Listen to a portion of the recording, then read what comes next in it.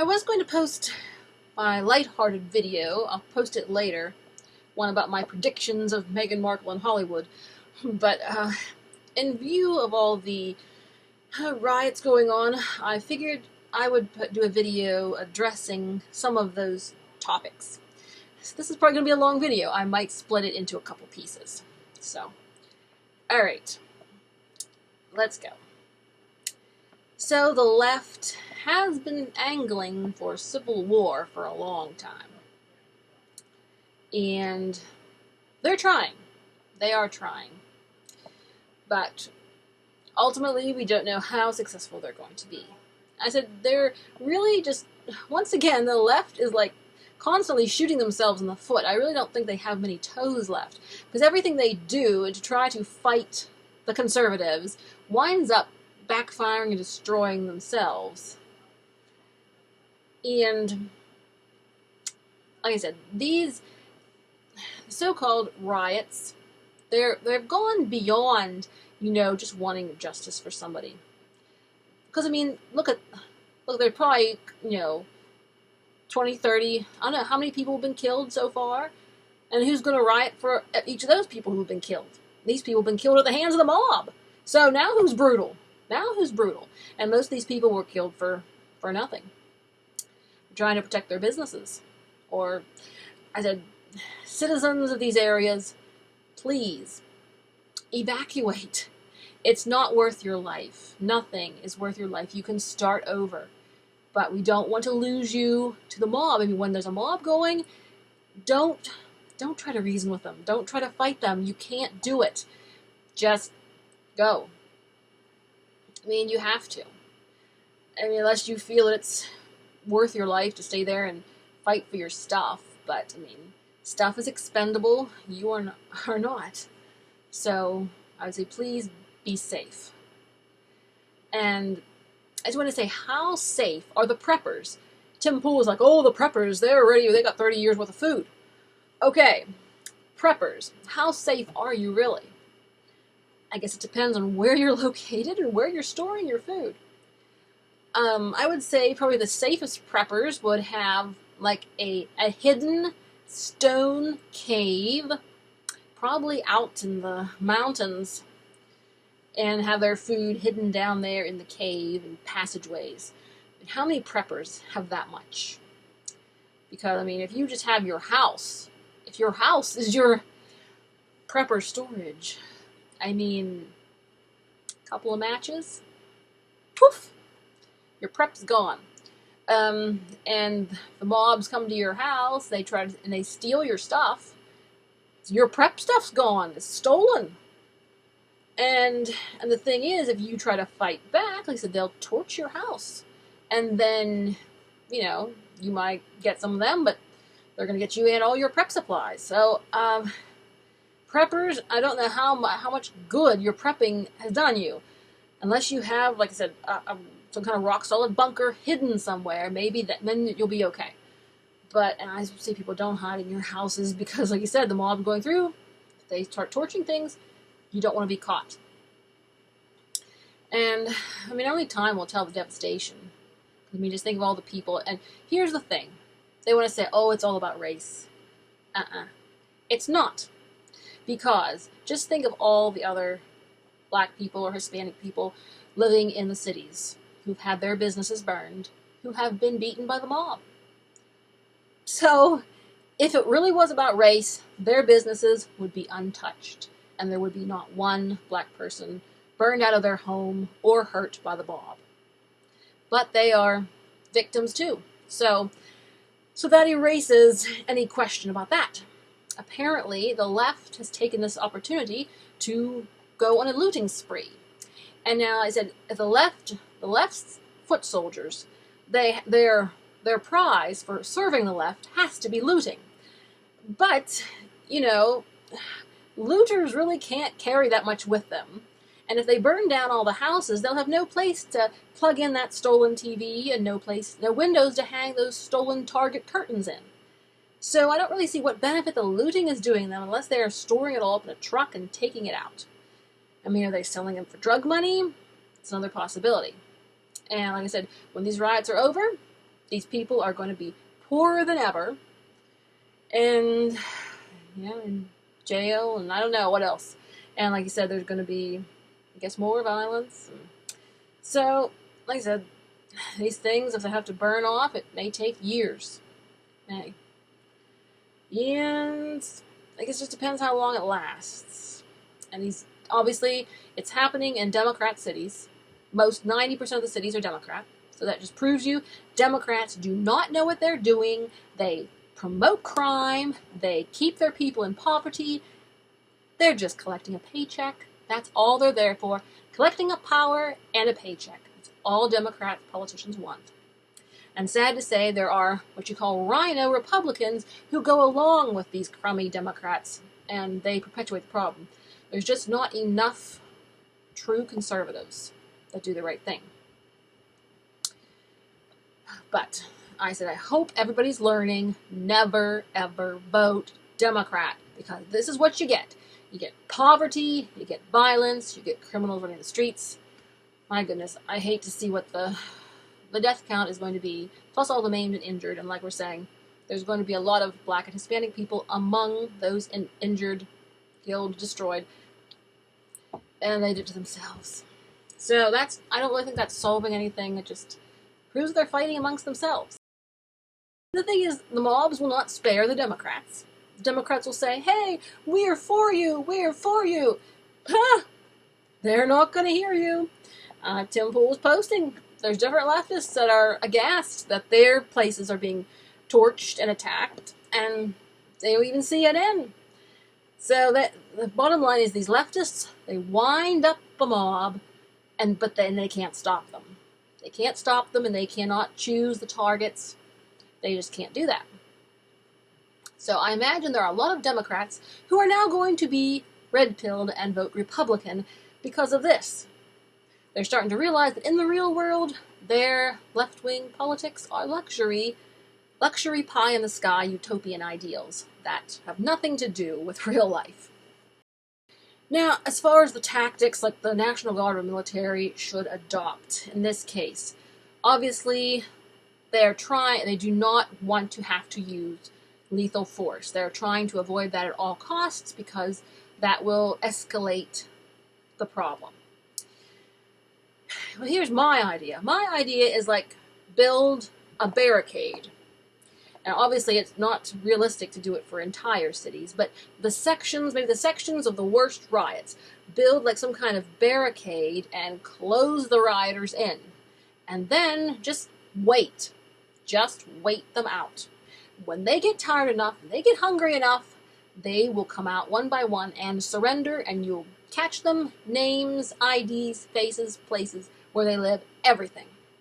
So I think that is the best idea for a non-violent solution to bring this down as much as possible.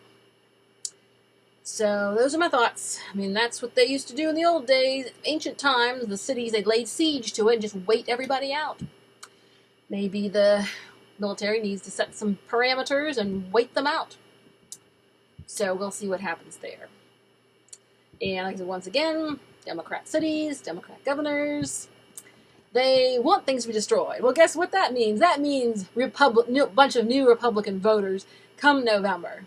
And that means the Democrat strongholds are finished. They will have no tax money. They will not be able to rebuild their left-wing strongholds. And their voting power is going to be so small, we may not even see it come November. So the Democrats, they think they're hurting other people, but they're always hurting themselves the most. I was surprised that the left was recovered enough from COVID. I mean, just a couple weeks ago, they were like, don't come too close to me, take away from me, get away from me. And now they're out in the streets in mobs spreading COVID. Well, I guess they're brave. Braver than I thought. So kudos for that. And also kudos for, I thought they were going to be too afraid to try to start a civil war because I said they don't believe in God. So if they die, they don't have any place to go. But see, they're not thinking. I don't know what they're thinking with. That's the problem. They're not thinking. So they're not afraid of COVID. Not afraid to die. So, I mean, I guess that's something to be proud of. Don't ask me what. So now, this gives rise to questions, can the races get along? Can they? It seems to me that we had been getting along. So you might ask, is it impossible for the races to get along? No, I don't think it's impossible.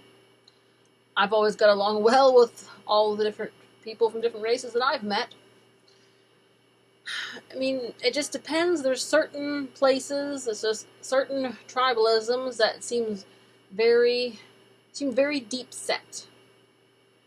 So, no, I don't think we should give up on trying to get along. I mean, in the international community, we have to get along with different countries. But like I said, I guess it's a lot harder to get along with people in the same space. And I mean, you're saying if this leads to increasing segregation and increasing no-go zones for every race, and then why not break up along other lines? Break up along the lines your favorite color, your favorite food, Every religion have their own sect. I mean, Amish have their own sect. Indians have reservations. Why doesn't everyone just take a piece of land and have at it? I don't know. See, here's the thing you could argue. You could say that, the only reason why we have gotten along so far is because, the white majority oppressed the non-white minority. But now that the non-white minority is getting stronger, now they are clashing with the white majority. So, if you want to argue that the only reason there was peace is because there were fewer of the one group than the other, then that's kind of a scary thought, because that would mean that you'd say if the groups were equally strong, there would be nothing but war and trying to take over each other. I mean, that's food for thought. You could say that. You could. But we like to think that there would be the possibility for peace and people getting along. I mean, it seems like more chance for individuals than overall group mentality. But no, I think we should continue to work for peace. And I said, of course, these Democrats are most of the root of the problem. Leftists, I said, they are trying to stir up racial hatred in order to break down society and implement socialism, communism. So it's an age-old story, but there's still not enough people that realize that yet. And we hope, every case, every riot, everyone who gets red-pilled realizes the left is out for your freedom. They are out for money and power for themselves. And that's it. That's their game plan. And I said, now, at the same time, of course, the left is terrible. But what are the responsibilities of the right? The right has abandoned their post. As early as the 1950s, probably back when they started taking prayer out of the schools, that's when the right abandoned their post. And the good people did nothing. I said, and that's why you don't see hardly any Christians or hardly any conservatives in any of the majority institutions today.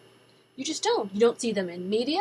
You don't see them in entertainment. You don't see them in medicine. You don't see them in politics. You don't see them anywhere. I'm like, where are all the Christians and conservatives hiding? Where is this silent, invisible majority? Where are they? What have they been doing? And why are they not participating in society and culture? For some reason, they've bowed out, and all they want to do is have family parties and go shopping, go out to eat, and let this little paradise, this little humdrum paradise continue while they are apparently working for the liberals and making them rich, and so they can put the foot on us.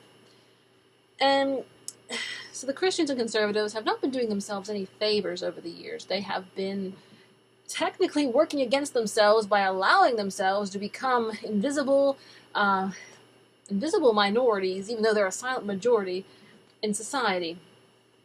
So like I said, evil flourishes when good men do nothing. The good do nothing. And that's what they've been doing. Practically nothing. Now, I said, as the issue of, like I said, police brutality, I was watching Sky News Australia the other day. And the gentleman was saying that there's actually more white people killed by police than black people. And of course, you'll say, that's probably because there are more white people than black people in America. Very true. But the fact that happens with alarming frequency is to be concerned. And I said, I have barely heard of it throughout my life. I heard generally there's such a thing as police brutality, but that's it. I haven't seen statistics. There's no prominent figures out there raising awareness. No, there's nobody. Where are the activists? Where are the outrage? It's not mainstream. People don't know these things, and maybe it's that they don't care. It doesn't affect them. I don't know, but once again, it lays down the lap of the good people.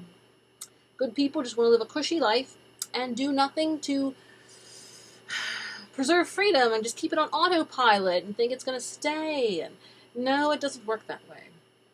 So it's very concerning that the good people have done nothing. So let me close with that. So good people, what are you doing? I look at things in society and I'm like, this is wrong, that's wrong, this is wrong, that's wrong, and I'm looking around, I'm like, who's going to speak up about it? Who's going to jump in there? Who's going to jump in entertainment? Who's going to jump into the news? Who's going to do politics? Who's going to raise awareness for this cause? Who? Who's going to fix education? Who? I look around me and I don't see anybody. And that is where our problem comes. There's just not enough people standing in the gap, not enough people caring about their country. And you always look around, you're like, who else is going to do it? I guess I got to try to do it because I don't see anybody else stepping up. So that's what we need to do, folks. Look around, see what we need to do, and start trying to take back our culture and keep the country and make America great again, and keep things going, and not just give the left free rein. The wicked are the wicked are the wicked, but the good people are at least supposed to give them a good fight. Not supposed to go down without a fight, and the left has not been having a fight from the Christians and conservatives for a very long time. So, alright folks, been a long video, so stay safe and be smart. Don't confront the mob. Just think and pray and trust the Lord. And get involved in culture. Let's make change and make waves. Let freedom ring.